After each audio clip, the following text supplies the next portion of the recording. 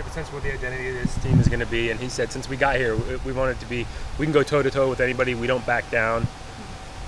Now that, he's got a couple years under his belt and you guys working together, what's the belief level for you guys? Because there's a tough non-conference schedule, and obviously Pac-12's tough, that you can do that when you take the field, you can play with anybody.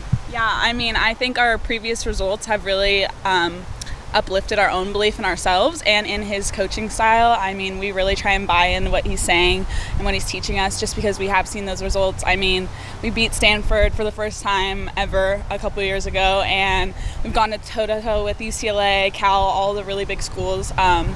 So we're all really trying to buy in. Obviously, we have a lot of new freshmen, so it's kind of getting them into the swing of things. That's been our main priority throughout the preseason. But I feel like they've done a really good job just kind of really trying to be a part of the team and get into the entire flow of things. And what's your role in help indoctrinate everybody and get everybody on the same page? Yeah, this is like my third preseason with Graham as my coach and my fifth at Oregon, so I feel like I really know the information well, and then just trying to come to the freshmen and help them out with that. Obviously, it's like a huge learning curve coming into college soccer from high school and everything, so just trying to help them along and boost their confidence too, so that they can feel the best that they are on the field. Can you believe this is your last go-around? What are the emotions going into this season? Honestly, no, I can't. It came up really, really fast. I still remember coming on the campus as like a freshman and everything. I'm just really proud of everything that we've done as a program since I've gotten here. It's been a really big roller coaster ride from going from coach to coach, but I just think we've left a really good mark on everything, and I can just see the program trending upward, and I'm really excited to keep watching it after that. You talked about leadership. Besides yourself, who have been some of the women that have shown up as leaders? We have True. She's a sixth year, so she obviously brings a lot of experience as well. My roommate Chai has been with me this whole time, and those are two people that I have known and been on the field with this whole time as well. And they're really good at speaking up. But Leah Freeman is someone else that's like our goalie. She's obviously a really amazing player, so people respect her on that front. And she has a very good soccer IQ, so she's someone that we really look to for help in the back line too.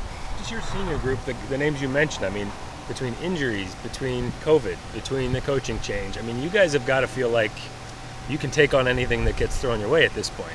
Yeah, I just think our entire group of seniors and even True's class, we really had to lean on one another because we just went through so many different things between COVID and, like you said, the coaching changes. We had to really go to one another and lean on one another. I think that really just helped our bond, and it's really helped us have a really great team environment together. I feel like I'm the closest I've ever been with all of my teammates, which is a really nice feeling. And I think that has really come with us just shifting our culture and what we view as important among our team. Last year, after the COVID, you had the extra year of eligibility. You had the extra time with whether it be Allie or Chardonnay.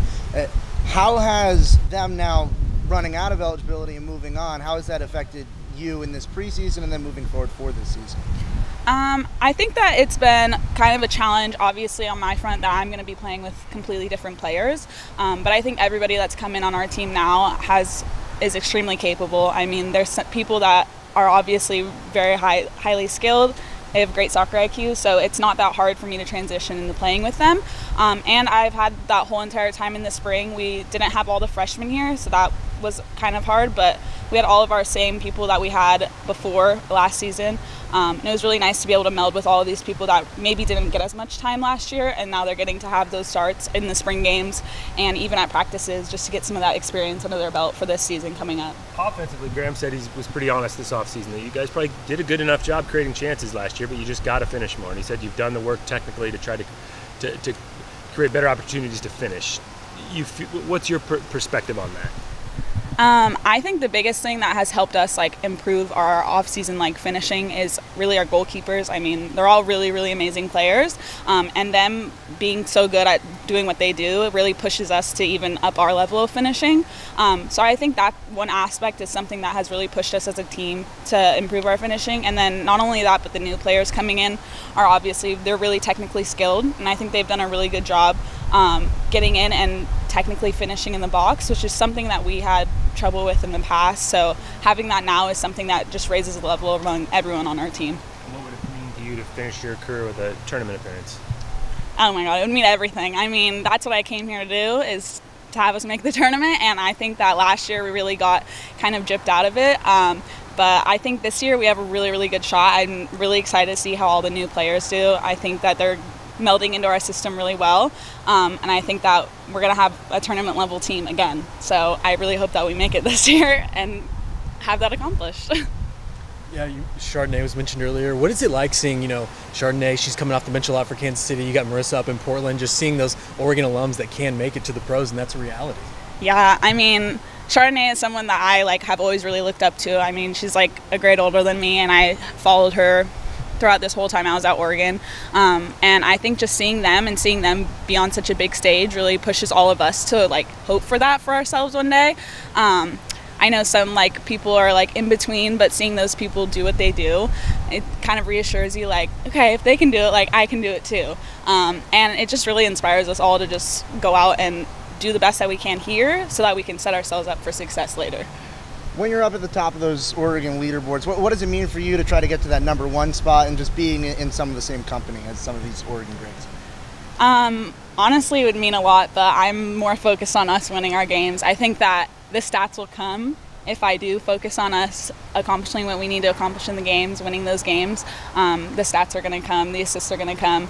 I try and play make every time that I'm on the field, regardless of the stats. Yes, it's in the back of my mind sometimes, but I think that those fall into place when you really focus in as a team and just kind of accomplish getting wins.